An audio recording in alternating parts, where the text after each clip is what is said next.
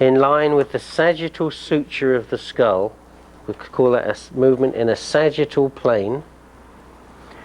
It must be going around an axis at right angles to that, which would be in line with the frontal or coronal suture.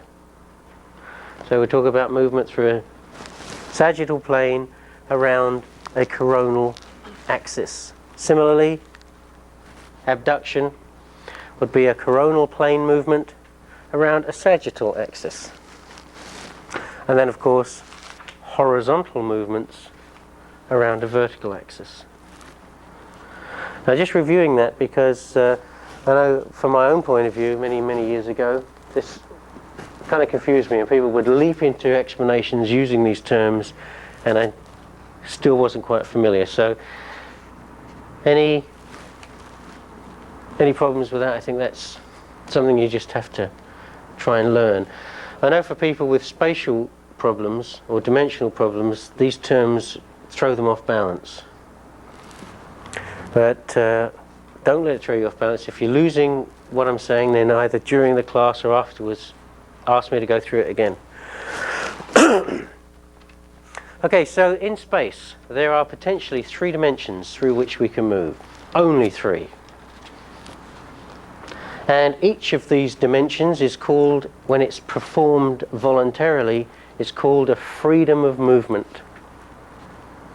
So with a glenohumeral joint, I can produce movement through a sagittal plane, through a coronal plane, through a horizontal plane. So I can move through 3 degrees of freedom at this joint. Some of the articles you read on the spine talk about 6 degrees of freedom, which is interesting, because the 4th dimension, of course, is time. I'm not quite sure what the 5th and 6th are, but it explains why people are having so much trouble understanding the spine. To be a degree of freedom of movement, it must have an axis. Planar movements are not considered freedoms of motion. Okay? And interestingly enough, Punjabi, who's done a hell of a lot of really good work on the spine, uses these terms 6 degrees. It's very naughty because he is a biomechanic. That's his origin, and he should know better than to use that term. But anyway, it's a term McConnell has used in its strictest definition. So using these terms, we can start to define types of movement. If we imagine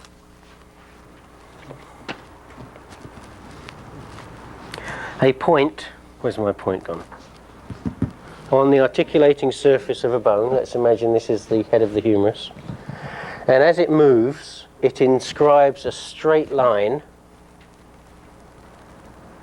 on its female surface.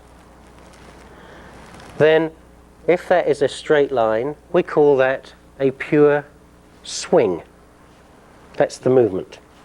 Don't ask me why, it's just a term that's been given. A pure swing. So how many pure swings are there in the glenohumeral joint? Without looking at your notes.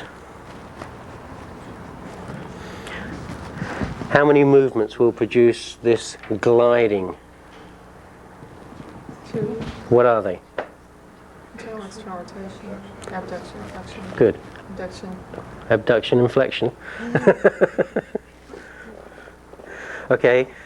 Internal and external rotation, that's good. That will produce this kind of motion. So we get a horizontal line within the joint.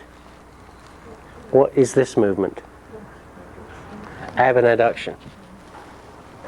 So those would be the 2 swings in the joint. If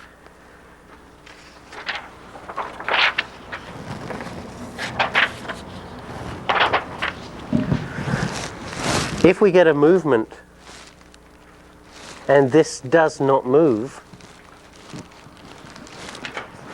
and the movement is occurring around this point, we call that a spin.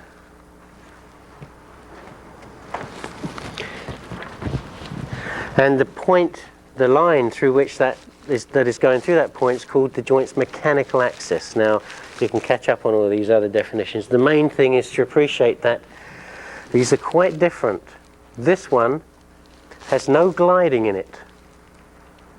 And if it has no gliding in it, we can't mobilize it. Not as a glide, anyway.